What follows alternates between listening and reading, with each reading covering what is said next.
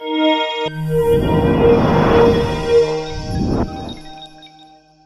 History of English in 10 minutes. Chapter 1. Anglo-Saxon, or Whatever Happened to the Jutes.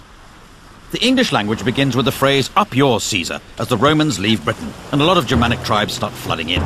Tribes such as the Angles and the Saxons, who together gave us the term Anglo-Saxon, and the Jutes, who didn't. The Romans left some very straight roads behind, but not much of their Latin language. The Anglo-Saxon vocab was much more useful, as it was mainly words for simple everyday things like house, woman, loaf, and werewolf. 4 of our days of the week were named in honour of Anglo-Saxon gods. They didn't bother with Saturday, Sunday and Monday, as they'd all gone off for a long weekend. While they were away, Christian missionaries stole in, bringing with them leaflets about jumble sales and more Latin. Christianity was a hit with the locals and made them much happy to take on funky new words from Latin like martyr, bishop and font. Along came the Vikings, with their action man words like drag, ransack, thrust and die. They may have raped and pillaged, but they were also into give and take, 2 of around 2,000 words they gave English, as well as the phrase, "Watch out for that man with the enormous axe." The History of English in 10 minutes. Chapter 2. The Norman Conquest, or Excuse My English. 1066. True to his name, William the Conqueror invades England, bringing new concepts from across the Channel like the French language, the Doomsday Book, and the duty-free Gauloise multipack. French was de rigueur for all official business, with words like judge, jury, evidence and justice coming in and giving John Grisham's career a kick-start. Latin was still used ad nauseam in church, but the common man spoke English, able to communicate only by speaking more slowly and loudly until the others understood him. Words like cow, sheep and swine come from the English-speaking farmers, while the à la carte versions, beef, mutton and pork, come from the French-speaking toffs, beginning a long-running trend for restaurants having completely indecipherable menus. All in all, the English absorbed about 10,000 new words from the Normans, though they still couldn't grasp the rules of cheek-kissing. The bonhomie all ended when the English nation took their new warlike lingo of armies, navies and soldiers and began the 100 Years' War against France. It actually lasted 116 years, but by that point no one could count any higher in French, and English took over as the language of power. The History of English in 10 minutes. Chapter 3. Shakespeare, or a plaque on both his houses. As the dictionary tells us, about 2,000 new words and phrases were invented by William Shakespeare. He gave us handy words like eyeball, puppy dog and anchovy, and more show-offy words like dauntless, besmirch and lackluster. He came up with the word alligator, soon after he ran out of things to rhyme with crocodile. And a nation of tea drinkers finally took him to their hearts when he invented the hobnob. Shakespeare knew the power of catchphrases as well as biscuits. Without him, we'd never eat our flesh and blood out of house and home. We'd have to say good riddance to the green-eyed monster, and breaking the ice would be as dead as a doornail. If you tried to get your money's worth, you'd be given short shrift, and anyone who laid it on with a trowel could be hoisted with his own petard. Of course, it's possible other people used these words first, but the dictionary writers liked looking them up in Shakespeare because there was more cross-dressing and people choking each other's eyes out. Shakespeare's poetry showed the world that English was a rich, vibrant language with limitless expressive and emotional power, and he still had time to open all those tea rooms in Stratford. The History of English in 10 minutes. Chapter 4. The King James Bible, or Let There Be Light Reading. In 1611, the powers that be turned the world upside down with a labour of love, a new translation of the Bible. A team of scribes with the wisdom of Solomon went the extra mile to make King James' translation all things to all men, whether from their heart's desire to fight the good fight or just for the filthy lucre. This sexy new Bible went from strength to strength, getting to the root of the matter in a language even the salt of the earth could understand. The writing wasn't on the wall, it was in handy little books, with fire and brimstone preachers reading it in every church. Its words and phrases took root to the ends of the earth, or at least the ends of Britain. The King James Bible is the book that taught us that a leopard can't change its spots, that a bird in the hand is worth 2 in the bush, that a wolf in sheep's clothing is harder to spot than you would imagine, and how annoying it is to have a fly in your ointment. In fact, just as Jonathan begat Meribal, and Meribal begat Micah, the King James Bible begat a whole glossary of metaphor and morality that still shapes the way English is spoken today. Amen. The History of English in 10 minutes. Chapter 5. The English of Science, or How to Speak with Gravity. Before the 17th century, scientists weren't really recognised, possibly because lab coats had yet to catch on. But suddenly Britain was full of physicists. There was Robert Hooke, Robert Boyle, and even some people not called Robert, like Isaac Newton. The Royal Society was formed out of the Invisible College, after they put it down somewhere and couldn't find it again. At first they worked in Latin. After sitting through Newton's story about the pomum falling to the terra from the arbor for the umpteenth time, the bright sparks realised they all spoke English, and they could transform our understanding of the universe much quicker by talking in their own language. But science was discovering things faster than they could name them. Words like acid, gravity, electricity, and pendulum had to be invented just to stop their meetings turning into an endless game of charades. Like teenage boys, the scientists suddenly became aware of the human body, coining new words like cardiac and tonsil, ovary and sternum.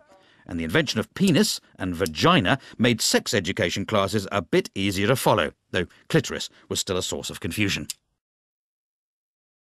The History of English in 10 minutes. Chapter 6. English and Empire, or the sun never sets on the English language. With English making its name as the language of science, the Bible and Shakespeare, Britain decided to take it on tour, asking only for land, wealth, natural resources, total obedience to the crown, and a few local words in return. They went to the Caribbean looking for gold and a chance to really unwind, discovering the barbecue, the canoe, and a pretty good recipe for rum punch. They also brought back the word cannibal to make their trip sound more exciting. In India, there was something for everyone. Yoga to help you stay in shape while pretending to be spiritual. If that didn't work, there was the cummerbund to hide the paunch. And if you couldn't even make it up the stairs without turning crimson, they had the bungalow. Meanwhile, in Africa, they picked up words like voodoo and zombie, kicking off the teen horror film.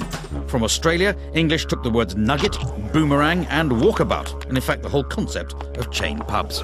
All in all, between toppling Napoleon and the First World War, the British Empire gobbled up around 10 million square miles, 400 million people, and nearly 100,000 gin and tonics, leaving new varieties of English to develop all over the globe.